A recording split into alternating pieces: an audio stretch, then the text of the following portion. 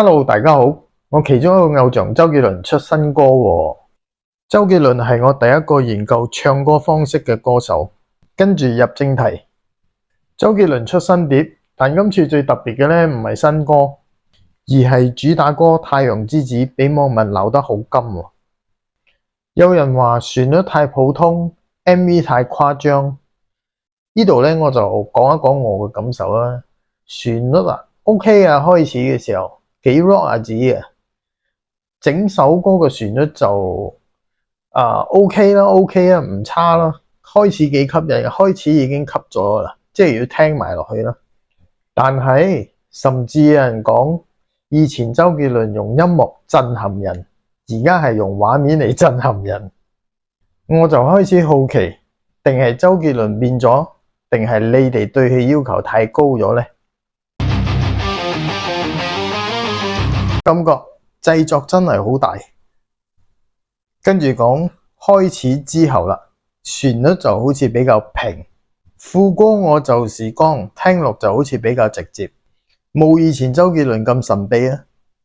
但最誇張好似係 MV， 聽講製作費好似超過2000萬，世界30幅名畫啊，梵高、蒙羅麗莎全部出現啊，甚至仲有吸血鬼嘅劇情。跟住我就諗，周杰倫而家係咪用畫面嚟創造世界？方向好似唔同咗。就最近嗰幾年，周杰倫嘅新歌都有人講冇以前咁震撼，但係同時佢嘅演唱會仍然爆滿。呢個現象幾有趣，可能大家聽周杰倫唔止係聽新歌，而係聽一種回憶。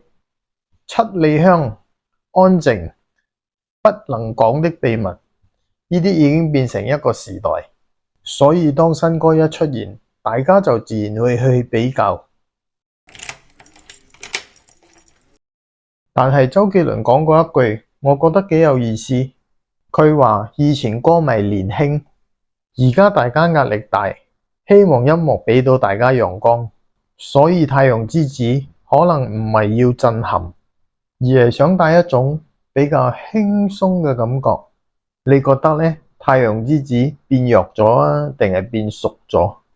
留言話我知，下條片我會聽。淘金小鎮好多人話嗰首反而有以前周杰倫嘅感覺。